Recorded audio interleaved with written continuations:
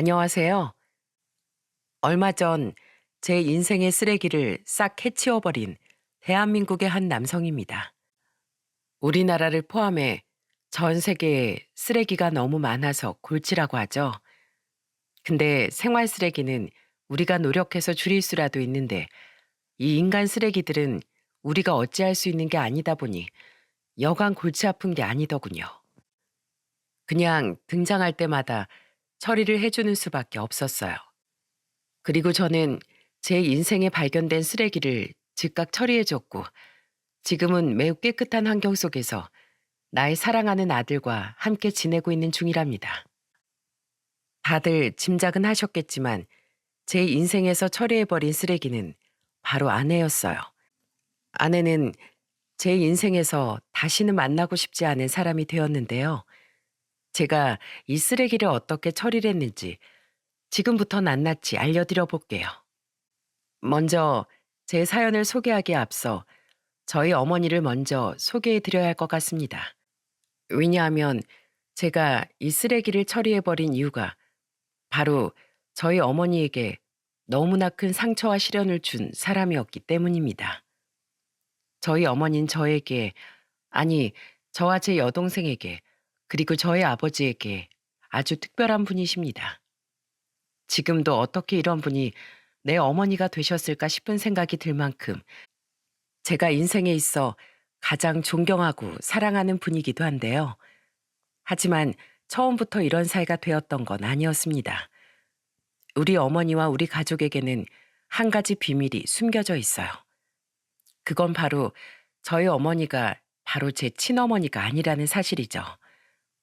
제 친어머니는 8살에 돌아가셨습니다. 그분도 정말 좋은 분이셨어요. 저와 제 여동생을 낳고는 지극정성으로 키워주신 분이셨죠. 하지만 선천적으로 몸이 많이 약해 항상 안방에 누워 계시는 모습을 많이 보여주셨어요. 저희가 유치원에 다녀오면 항상 어머니는 침대에 누워 계셨고 저희가 가방 풀고 배고프다고 하면 그제서야 겨우 일어나 간식을 챙겨주시는 그런 분이셨죠. 몸은 따라주지 않았지만 마음만큼은 어머니는 저희를 많이 아껴주셨기에 그 어린 나이에도 우리한테 충분한 사랑을 다 주지 못하는 어머니가 미웠던 적은 단 한순간도 없었습니다. 단지 저와 제 여동생은 그때까지도 어머니들은 항상 그렇게 누워서 지내는 거구나 라는 생각을 하고 있을 뿐이었죠. 하지만 어머니의 그런 약한 모습도 오래 볼 수는 없었어요. 왜냐하면 제가 8살이 되던 해 어머니는 돌아가셨거든요.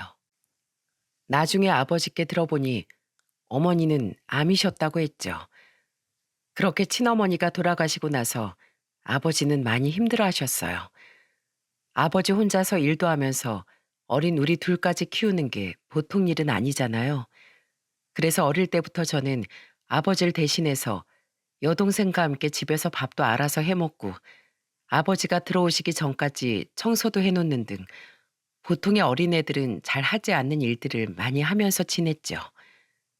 아버지로서 그 모습이 보기 안타깝기도 하고 또 아버지도 홀로 우리 두 남매를 키우는 게 힘들기도 하셨는지 제가 11살의 나이가 되었을 때 재혼을 하셨습니다. 재혼을 할 당시 아버지가 앞으로 우리가 어머니라고 불러야 할 사람이라고 하시면서 데리고 오는데 솔직히 그 어린 나이에도 당황스럽더군요. 그래서 처음부터 쉽사리 엄마라는 말이 나오지 않았어요. 제 여동생은 그래도 저보다는 좀 어렸기 때문에 엄마라고 잘 불렀지만 저는 어릴 때부터 철이 좀 일찍 들어서인지 엄마라는 소리가 안 나오고 어머니라고 불렀습니다. 근데 한 번은 어머니가 재혼하고 얼마 안 돼 11살짜리인 저한테 그러시더라고요. 저는 어머니의 그 말에 어릴 때라 정확한 표현은 잘 못하겠지만 어쨌든 마음이 따뜻해지고 무언가 부족했던 부분이 채워지는 느낌을 받았답니다. 아마도 그건 항상 부족하게 받았던 어머니에 대한 사랑이었던 것 같아요. 영호야, 우리 영호가 나한테 어머니라고 불러줘서 난 참 기뻐. 근데 동시에 조금 슬프기도 해. 우리 영호가 아직은 엄마, 엄마 거리면서 땡깡도 좀 피우고 했으면 좋겠는데 아직은 엄마 소리할 나이에 나한테 어머니라고 하는 걸 들으면서 난 마음이 조금 아프다. 영호야, 근데 날 어머니라고 불러도 좋고 엄마라고 불러도 좋고 어떻게 부르든 다 좋고 상관없지만 이거 하나만 기억해줘. 내가 너한테 어떤 식으로 불리든 난 너의 엄마고 이제부턴 내가 언제나 네 편이 되어줄 거야. 그리고 내가 이 세상에서 널 꼭 지켜줄 거니까 언제든 엄마한테 기대. 알았지? 내가 비록 널 내 배로 품어서 낳진 않았지만 그래도 난 네가 귀해. 나한테 너무너무 소중해. 그러니까 항상 그거 명심하고 언제든 이 엄마한테 달려와 안겨줘. 알았지? 그럼 내가 지금처럼 이렇게 꼭 껴안아 줄게.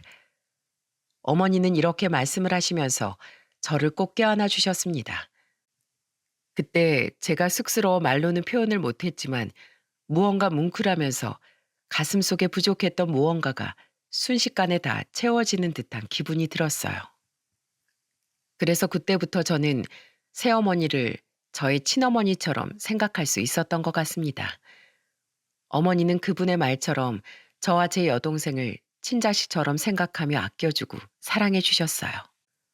우리가 잘 때는 늘 머리를 쓰다듬어 주시거나 등을 토닥여 주시면서 재워주셨고 아침에 우리들을 깨울 때는 우리 사랑하는 아들 얼른 일어나 학교 가야지 라고 깨워주시는 분이셨죠. 그럼 여느 집들은 다들 아침마다 전쟁통이라고 하는데 저희 집은 아니었어요. 항상 기분 좋게 깨어났고 기분 좋게 하루를 맞이할 수 있었습니다. 그리고 어머니는 우리 남매가 밖에서 엄마 없는 애들이라는 소리를 안 듣게 하기 위해 옷도 제일 좋은 것만 사서 입혀주셨어요. 본인 옷은 시장에서 아무 옷이나 사서 입더라도 저희 옷만큼은 항상 좋은 것으로 사다가 입혀주셨죠. 거기다가 늘 제 머리는 젤을 발라 옆으로 멋있게 넘겨주셨고 여동생은 머리를 엄청 예쁘게 화려하게 묶어서 등교를 시켜주셨던 분이셨답니다. 다들 그런 추억 하나쯤 있지 않으신가요? 어느 날의 환경과 그날의 날씨, 그날의 소음이 귀에 맴돌아 막 기분이 좋아지는 그런 추억 말이에요. 저에게는 그런 추억이 몇 가지 있는데 그 중에 하나가 바로 그때의 기억이에요.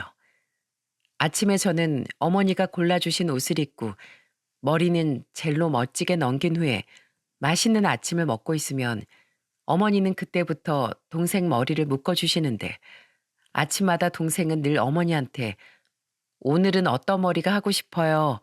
라고 주문을 넣었죠.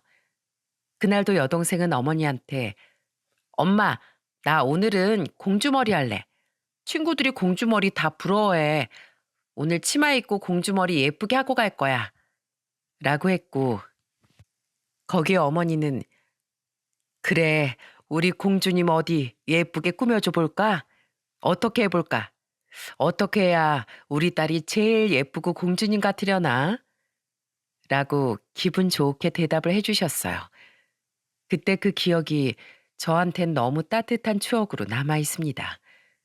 그만큼 저희 어머니는 우리에게 따뜻하고 사랑 그 자체의 존재였죠.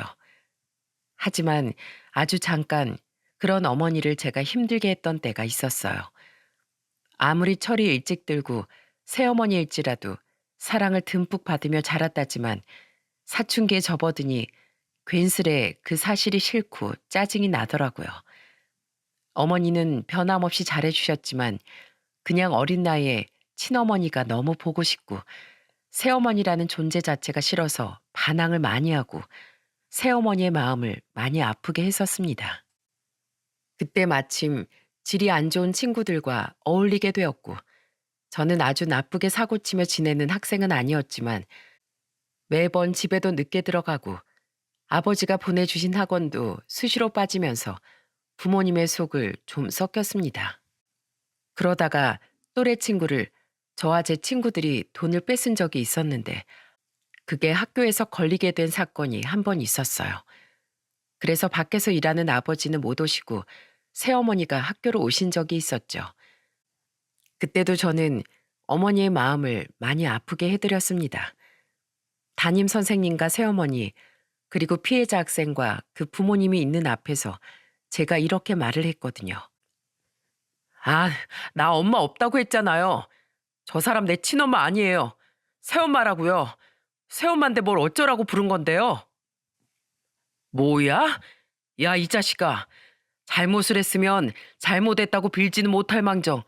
지금 너 때문에 학교 와 계시는 어머니 앞에서 어디 그런 버릇없는 짓을 하고 있어? 너 당장 무릎 안 꿇어? 어? 담임 선생님은 어머니의 눈치를 보며 저를 혼내셨고 저는 거기에도 아랑곳하지 않고 반항을 하고 있었습니다. 하지만 생각지도 못한 어머니 행동에 저는 모든 행동을 멈추고 경직될 수밖에 없었어요. 그리고 그건 저뿐만 아니라 그 자리에 있는 모든 사람이 다 마찬가지였죠. 어머니가 하신 행동은 다름 아닌 피해 학생과 그의 부모님, 그리고 담임 선생님 앞에서 어머니가 무릎을 꿇고 사죄를 했기 때문이었습니다. 죄송합니다. 제가 대신 사죄드립니다. 예, 제가 우리 영호 친엄마가 아니에요. 하지만 영호 11살 때 만나 지금까지 단 한 번도 친자식이라고 생각 안 해본 적이 없었습니다.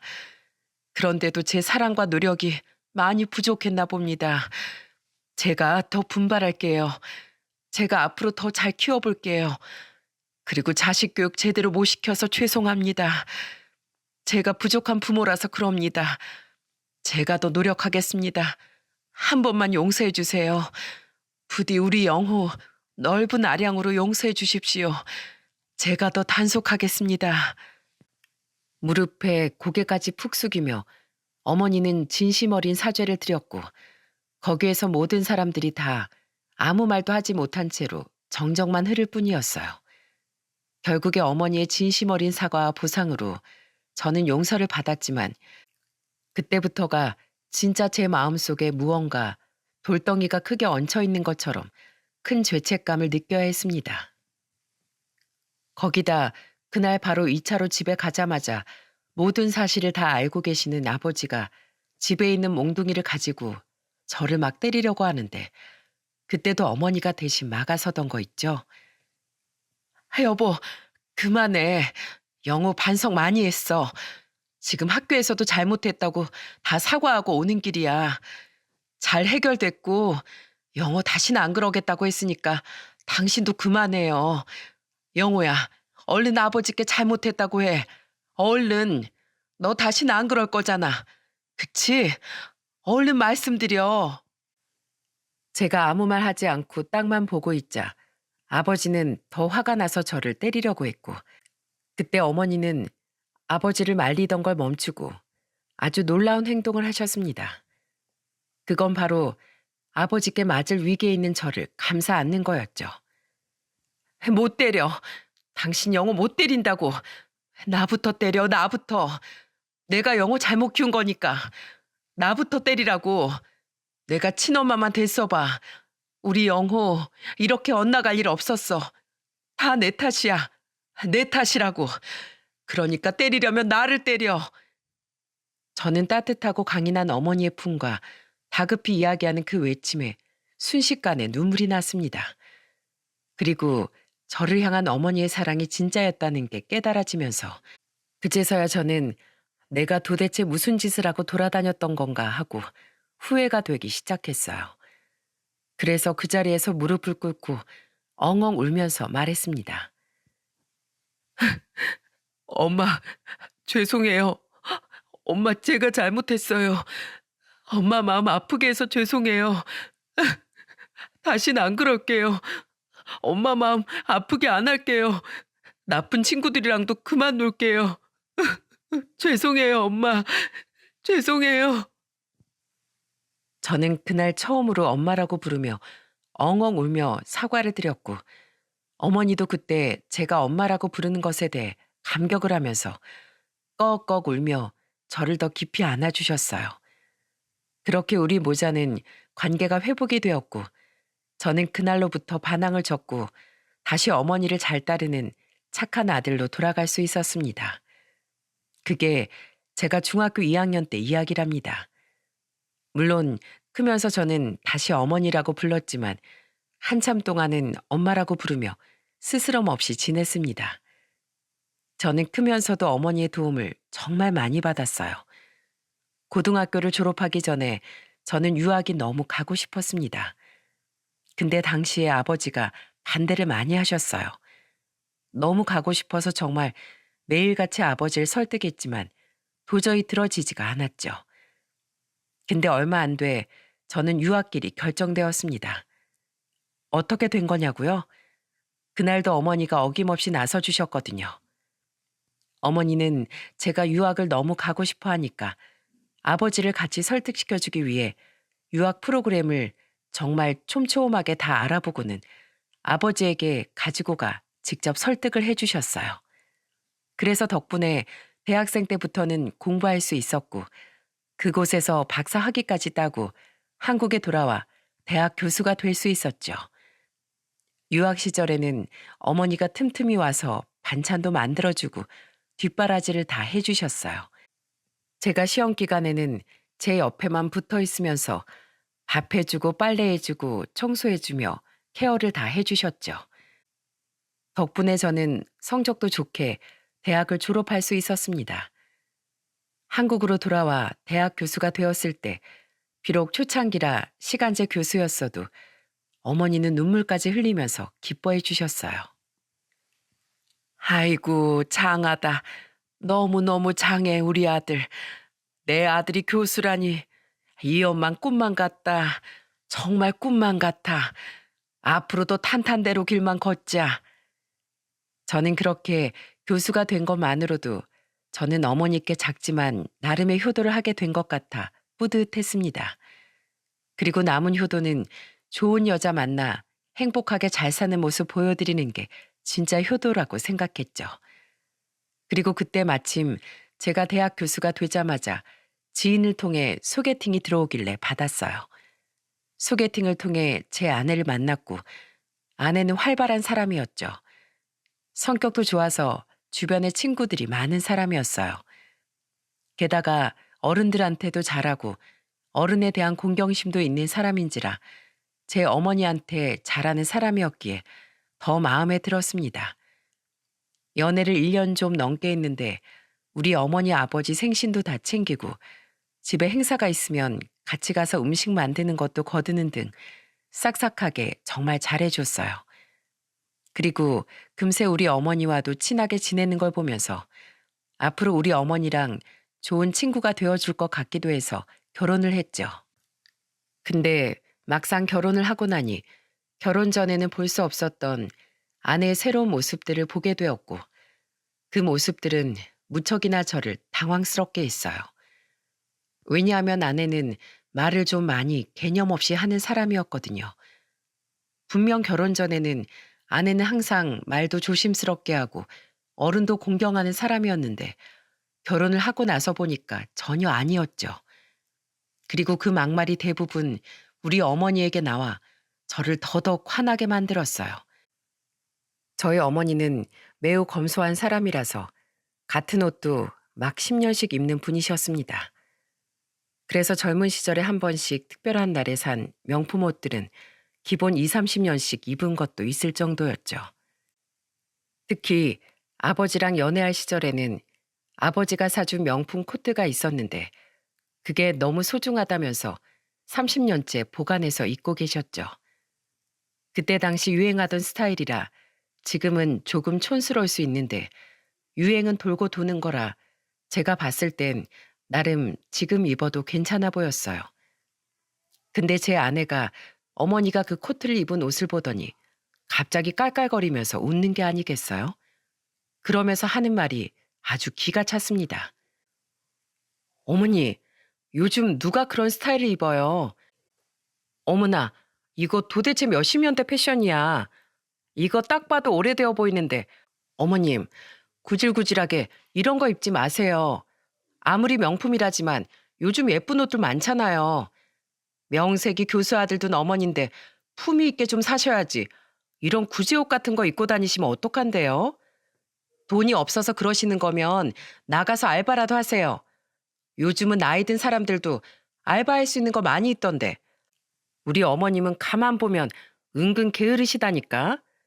요즘 여성들은요, 어머님, 다 밖에서 일해요, 일.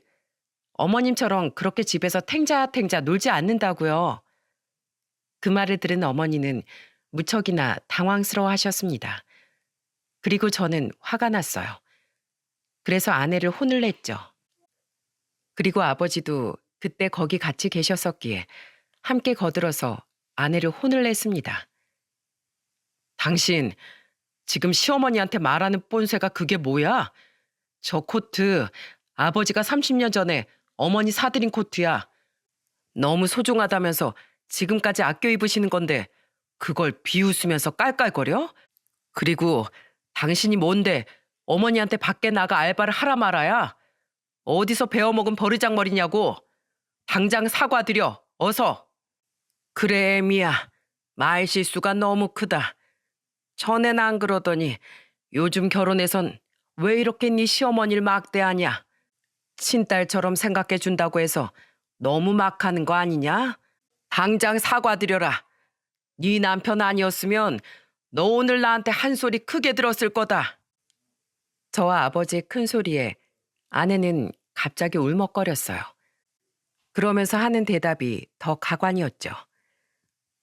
아니, 제가 뭐 나쁜 말 한 것도 아니고 있는 사실 그대로 말한 건데 왜 저한테 그러세요? 그럼 아버님도 어머님께 명품 옷 하나 새로 사주시지 그러셨어요.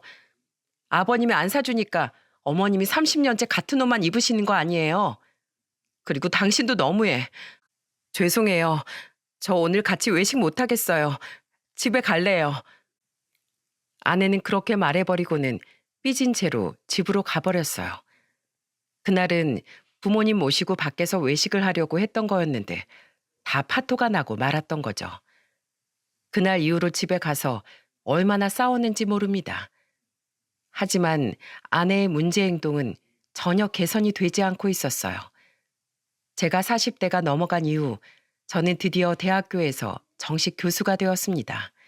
제가 정식 교수가 된 건 처가나 저희 부모님이나 모두가 다 기뻐해 주셨지만 누구보다도 아내가 좋아했어요. 저는 아내가 좋아하길래 그걸로 됐다 싶었죠. 하지만 또 도를 넘어가 저를 분노하게 만들었습니다. 내가 정식 교수가 된 이후엔 점점 아내의 기고만장이 심해져만 갔어요. 저는 무슨 거의 자기가 교수가 된 줄 알았네요. 그렇게 점점 너무 행동이 삐뚤어져 간다 싶을 때쯤 저를 분노하게 만드는 일이 발생하고 말았어요. 어느 날은 아내가 자기 친구들을 데리고 와서 제가 정식 교수가 된 걸 축하하는 자리라면서 집안에서 술자리를 만들었더라고요. 저도 모르는 축하 파티였는데 퇴근하고 와보니까 아내가 친구들을 불렀다면서 집에 같이 있었던 거였죠. 너무 당황스러웠지만 이미 벌어진 일이기에 저는 재밌게 놀다 가시라고 할 참이었습니다. 그리고 몇 개 배달 음식이라도 더 시켜주려고 했죠. 근데 거기에 전혀 생각지도 못한 인물이 있었어요. 그건 바로 저희 어머니였습니다. 저는 당황스러워서 물었어요. 아니, 어머니, 여긴 왜 계세요? 어쩐 일이세요, 저희 집에는? 아, 아니, 애미가 오늘 너 교수 된 거 축하하는 자리 만들었다면서 파티 음식 만드는 걸 좀 도와달라고 하더라고. 그래서 왔지. 네? 아니, 음식 만드는 걸 도와달라고 했다고요? 저 사람이요? 저는 이미 어머니의 대답에 어이가 없었는데 그 뒤에 이어져 오는 아내 행동에 더 어이가 없었습니다. 왜냐하면 정작 아내는 친구들이랑 거실에서 놀기 바빴거든요. 어머니 혼자 고군분투하면서 주방을 왔다 갔다 하며 떨어진 음식들을 채워주기에 바빴습니다. 그 모습을 가만히 보고 있다가 저는 너무 화가 나서 아내를 주방으로 불러 어머니가 있는 앞에서 이게 어떻게 된 거냐고 따지듯 물어봤어요. 당신, 이게 지금 뭐 하는 짓이야? 어머니가 무슨 가정부도 아니고 왜 이런 날 불러서 어머니를 부려먹어? 근데 이때 제가 화가 난 걸 눈치 못 챈 아내가 더 황당한 짓을 하더라고요. 어머, 여보, 부려먹다니. 부려먹는 게 아니라 어머님한테 당신 교수 된 거 축하하는 자리 만들려는데 음식 만드는 걸 좀 도와달라고 한 것뿐이야. 어머님, 근데 음식이 좀 대체적으로 짜요. 간 좀 싱겁게 해주세요. 그리고 술이 좀 떨어져서 그러는데 밖에 나가서 술 좀 사다 주세요. 제 친구들은 맥주랑 소주 꼭 섞어 마시는 애들이니까 적당히 반반씩 개수 만들어서 사오시고요. 돈은 이거 카드 쓰세요. 그리고 간 김에 어머님 먹고 싶은 것도 슈퍼에서 대강 좀 사와서 드세요. 아님 여기 음식 드셔도 되고요. 아니지, 좀 모자리려나? 암튼 좀 적당히 알아서 하고 계세요. 얼른 슈퍼 먼저 다녀와 주시고요. 여보 뭐해? 나가자. 얼른 친구들 기다려. 저는 아내의 행동을 보면서 어이가 없었습니다. 정말 이 상황에서 할 말이 떠오르질 않아 화가 난 채로 쳐다보고 있으니 눈치 없는 아내는 더 가관인 짓을 하던 거 있죠. 아차차, 내 정신 좀 봐. 그리고 이건 이따가 제가 취해서 까먹을까 봐 미리 드리는 거예요. 이거 오늘 저희 음식 만들어준 값이에요, 어머니. 이렇게라도 알바비 버니까 좋으시죠? 20만 원 넣었으니까 반나절 일당치곤 엄청 센 거예요. 제가 진짜 잘 쳐드린 거라고요. 출장 서비스 부르는 것보다 훨씬 좋게 드렸으니 남은 시간도 잘 좀 부탁드려요. 얼른 술 사다 주시고요. 아, 여보, 뭐해? 얼른 나가자니까. 아내는 눈치도 없이 제 팔을 잡아 끌고는 거실로 데리고 나가려고 했습니다. 저는 그 팔을 바로 뿌리치고는 당장 거실로 나가서 아내가 생각지도 못한 짓을 저질렀어요. 그건 바로 상을 다 뒤엎어버리는 거였죠. 그리고 소리쳤습니다. 당신들 다 나가. 내 집에서 당장 나가. 내가 언제 당신들 초대했어? 당장 내 집에서 나가라고. 그리고 당신 감히 우리 어머니를 종부리듯 부려먹어? 당신 내가 어머니 모셔다 드리고 오는 동안에 집 싹 치워놔. 이거 안 치워놓으면 남은 집안 살림 다 뒤집어 엎어버릴 테니까 그 꼴 볼 자신 있으면 어디 가만히 있어봐. 저는 이렇게 말하고는 벙쪄 있는 아내와 그 친구들을 뒤로하고는 어머니 손을 잡고 나가버렸습니다. 그리고 저는 집에 돌아와서는 쥐잡듯이 아내를 잡아버렸어요. 도저히 그냥 넘어갈 수 있는 수준이 아니었거든요. 결국 그 뒤로 아내는 자기 잘못을 알고는 저희 어머니에게 직접 찾아가서 사과를 드렸죠. 어머님, 죄송해요. 제가 생각이 짧았어요. 전 그저 진짜로 단순히 도와달라는 마음뿐이었는데 기분 나쁘셨다면 죄송합니다. 다시는 안 그럴게요. 그래, 뭐 그럴 수 있다. 근데 조심은 해야겠더라, 아가.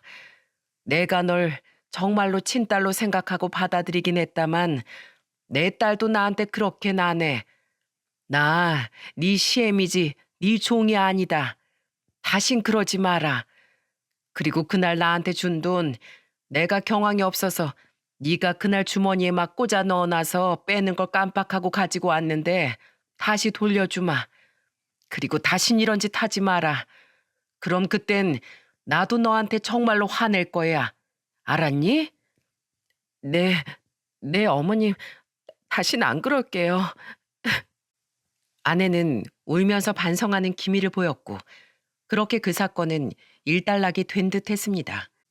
근데 역시나 사람 성정이 어디 그리 쉽게 바뀌나요? 얼마 못 가서 또 아내는 입방정을 떨어댄 사건을 버리고 말았어요.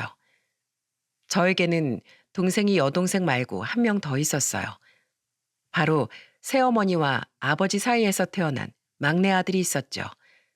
근데 제 막내 남동생은 정말 그렇게 표현하고 싶지 않았지만 망나니 중에 망나니였습니다.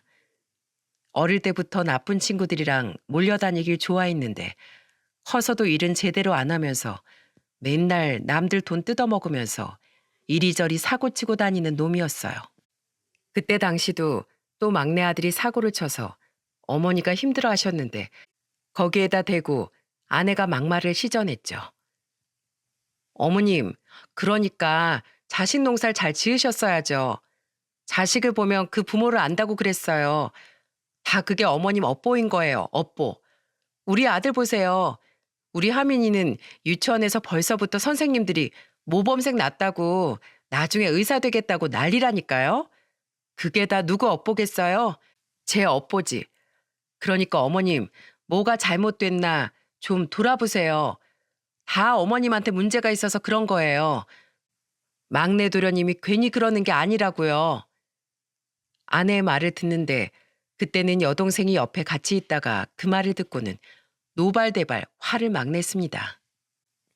언니, 말이 너무 심한 거 아니에요? 우리 엄마가 뭘 잘못했다고요? 막내 걔가 철이 없어서 지 멋대로 저지르고 다니는 일을 왜 우리 엄마 탓을 해요? 그리고 하민이가 착한 게 왜 언니 업보예요? 내가 봤을 땐 우리 오빠 업보예요. 내 생각에 하민이는 언니 따라 살잖아요? 입방정 때문에 대번에 인생 망할 팔자예요. 알아요? 제발 그 입방정 좀 떨지 마요, 언니. 입으로 흥한 자, 입으로 망해요. 알아요? 어머나, 아가씨, 말이 너무 심하잖아요. 당장 저한테 사과하세요. 어머, 진짜 위아래도 없나? 당신이 잘못했는데 뭘. 제발 그 입 좀 조심해. 어머니 지금 막내 때문에 심란해 하시는 거 보면서 그딴 소리를 해? 제발 정신 차려. 당신 언젠가 진짜로 내 동생 말대로 그 입방정 때문에 인생 망해. 알아들어? 저까지 아내를 나무라면서 나서자 셋의 대화가 격해지기 시작했습니다. 그랬더니 그때 어머니가 나서더라고요. 얘들아, 그러지 마. 애미 말이 맞다. 나한테 문제가 있으니 자식이 그럴 수 있는 거지. 그래, 내가 자식을 다 잘못 키운 탓이야. 내가 못난 애미라. 그래서 막내가 지금 저렇게 엇나가는 것 같다.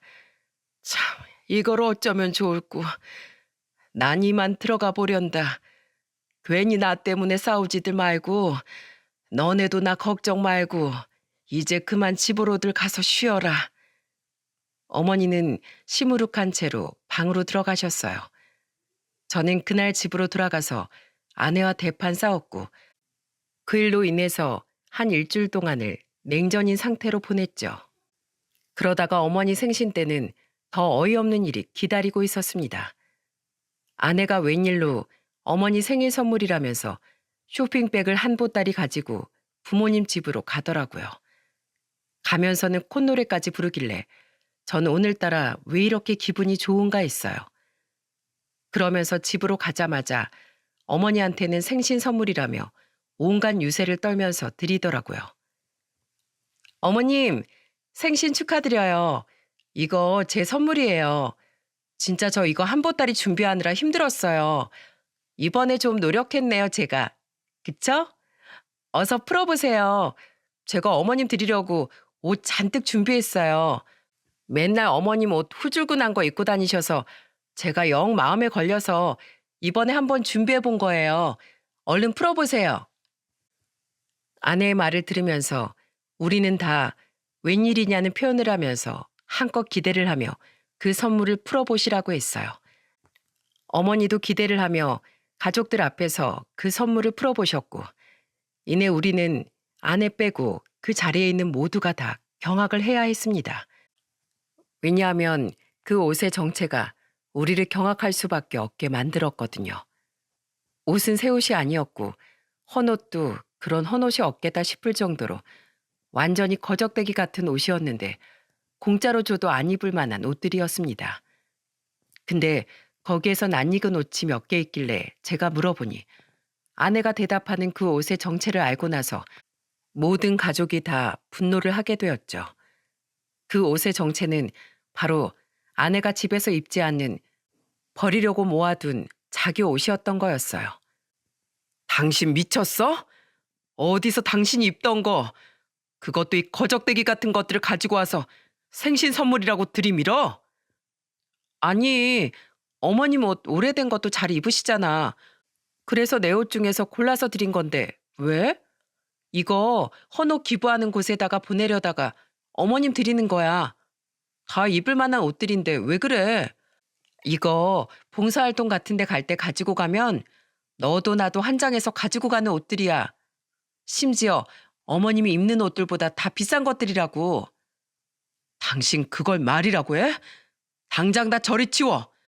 가져다 버리란 말이야. 저는 화가 나 얼른 옷을 치우라고 말했는데 거기에서 전혀 생각지도 못한 인물이 나섰습니다.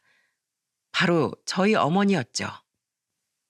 어머니는 그동안에는 아내가 어떤 짓을 해도 조용히 넘어가 주셨어요. 따끔하게 조용히 혼을 내긴 했어도 화를 내진 않으셨죠. 근데 이날만큼은 화를 내시더라고요. 애미야, 너 내가 거지로 보이냐? 어? 네 눈엔 내가 동냥이 필요한 거지 새끼로 보여? 어디서 이딴 걸 선물이라고 들고 와?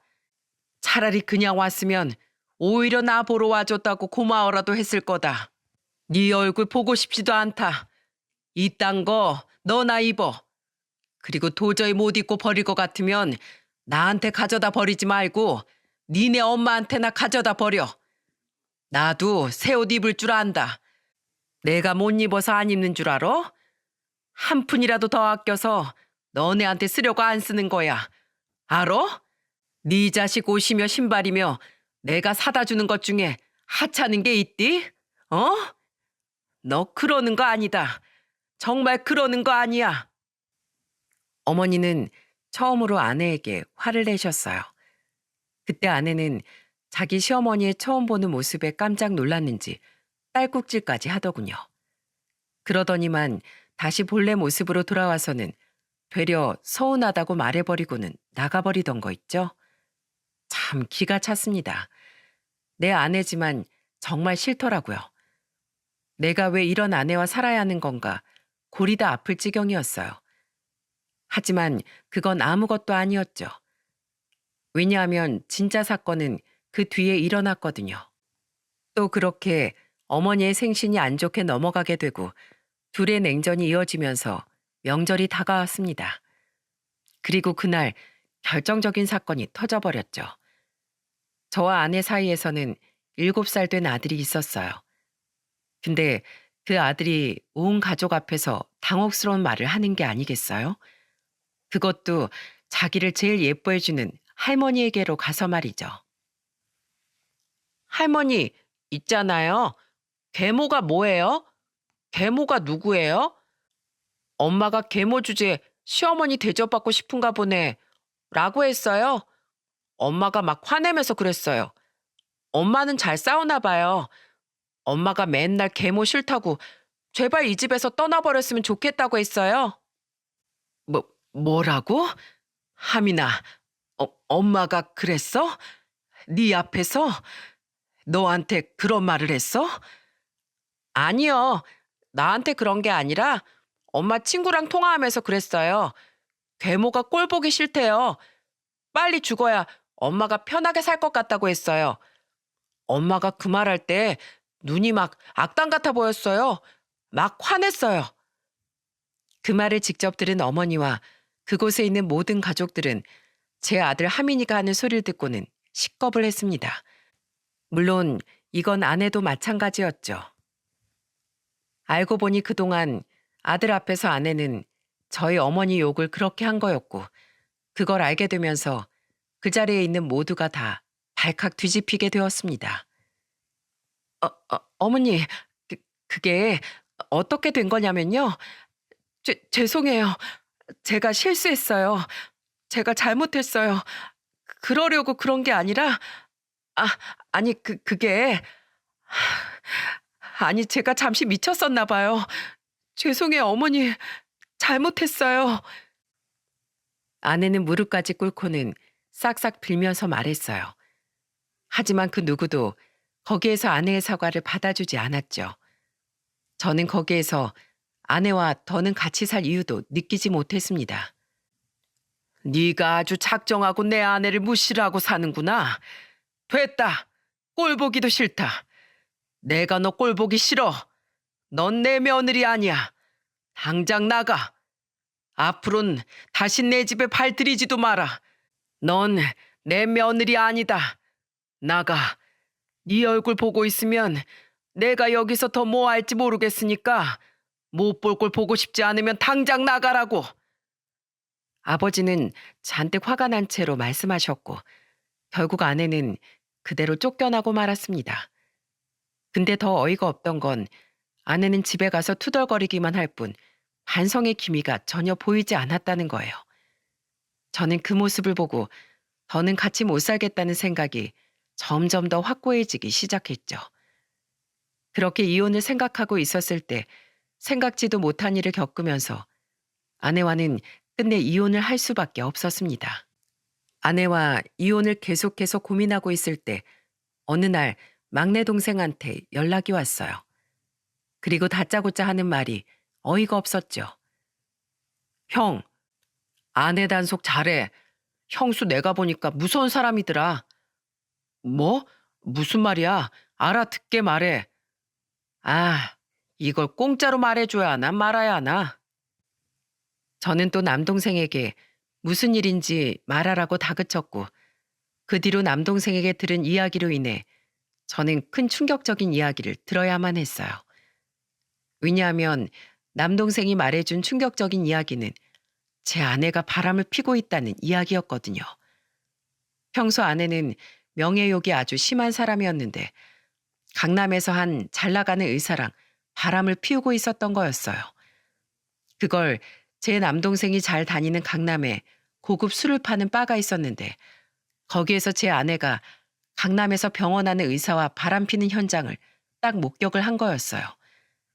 남동생은 그 증거 사진까지 저에게 다 보여주었기에 저는 더 놀랄 수밖에 없던 거였죠. 그래도 더 확실한 사실 확인을 위해 저는 사람을 시켜서 직접 조사를 했고 실제로 아내는 바람을 피고 있던 게 맞았습니다. 심지어는 저 몰래 이중 살림까지 준비하고 있는 것까지 다 알게 되었죠.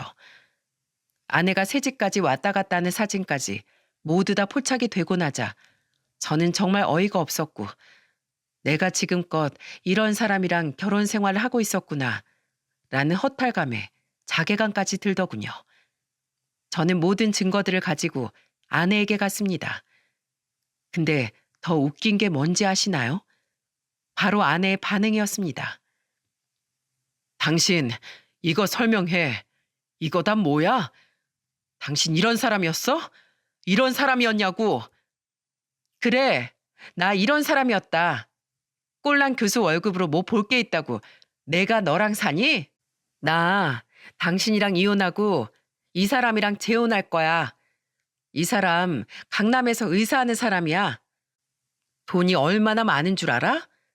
당신네들처럼 구질구질하게 사는 집안 아니라고. 어차피 조만간 이혼 얘기 꺼내려고 했는데 잘 됐네. 다 알았으니 조용히 내 인생에서 물러나. 알았니? 아내는 저한테 이렇게 말을 하더니 그냥 자리를 떠버렸습니다. 진짜 사람의 밑바닥을 다 보게 되는 경우가 이런 거구나 싶더라고요. 저는 이런 아내가 너무 밉고 괘씸했기 때문에 본때를 보여줘야겠다고 생각했어요.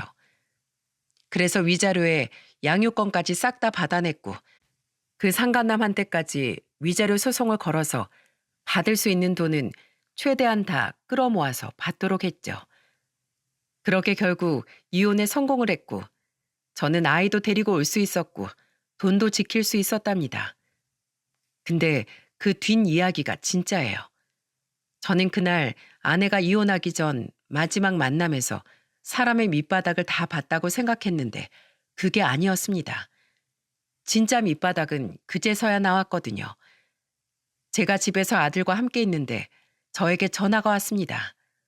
바로 아내였어요. 무슨 볼 일이 남았나 싶어서 일단 받았는데 진짜 웃음소리를 들어야 했죠. 여보, 전화 받았네? 여보 있잖아. 나 좀 용서해주라. 우리 하민이는 잘 있어? 지금 옆에 있지? 우리 하민이 나 안 보고 싶대?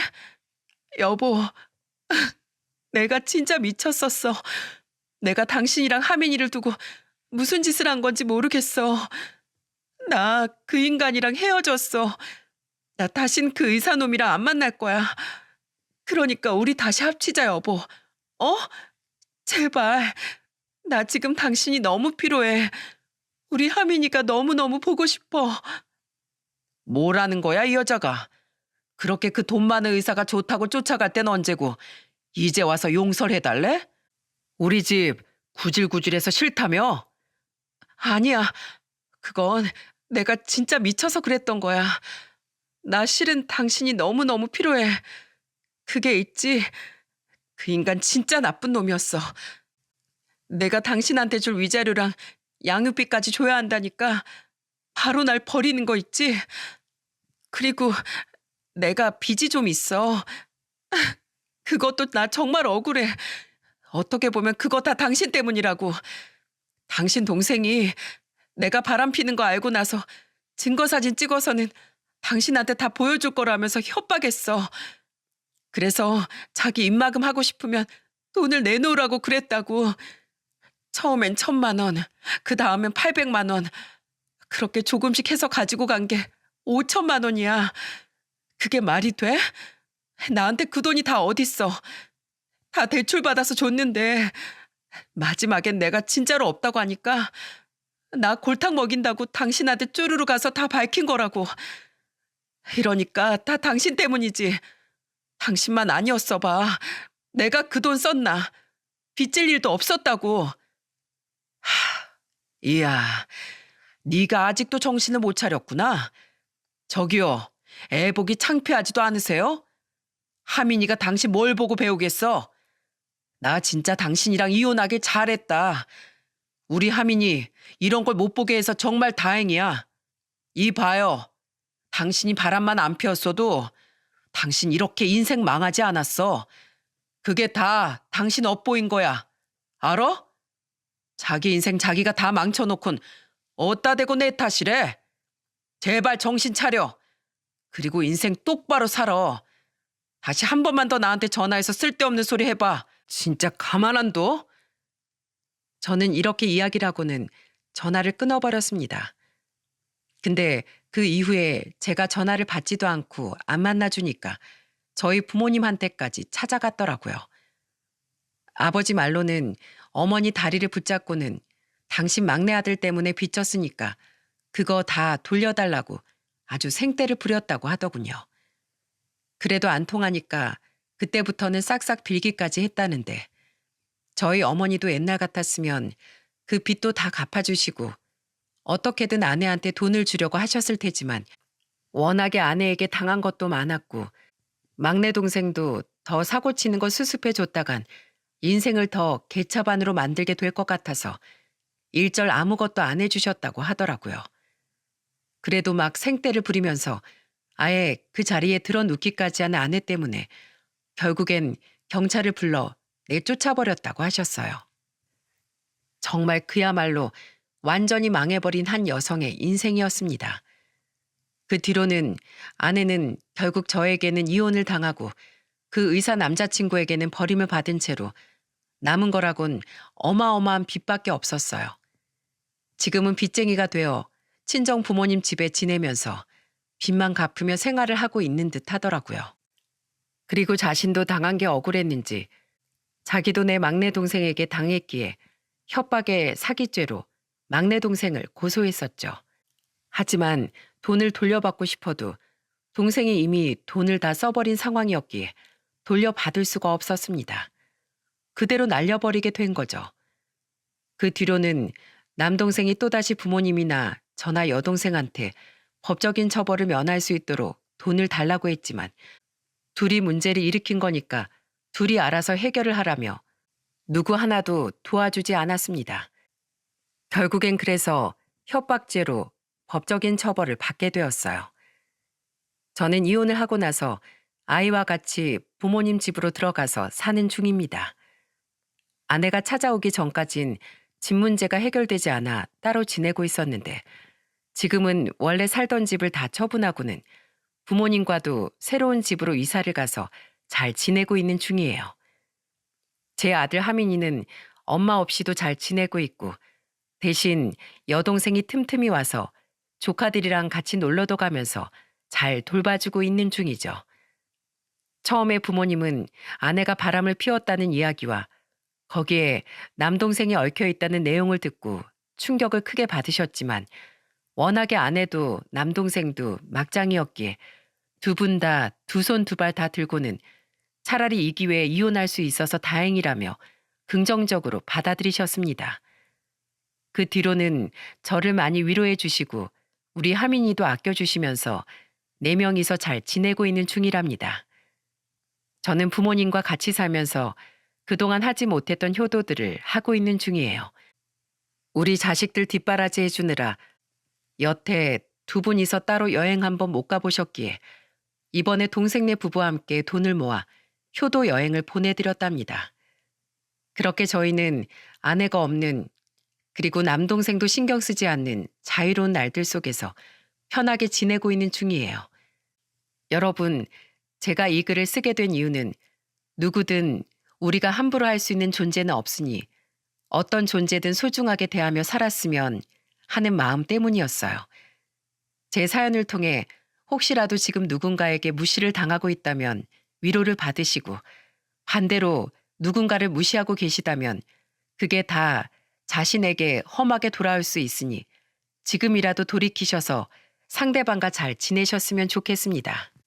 저도 이번 일을 통해 더 상대방을 존중하고 더 귀하게 여기는 마음을 가져야겠다는 교훈을 얻게 되었어요. 그리고 우리 하민이 역시 그런 훌륭한 어른이 될 수 있도록 앞으로 싱글파파로서 잘 키워볼 생각입니다. 부디 저와 하민이의 인생을 응원해 주세요. 감사합니다.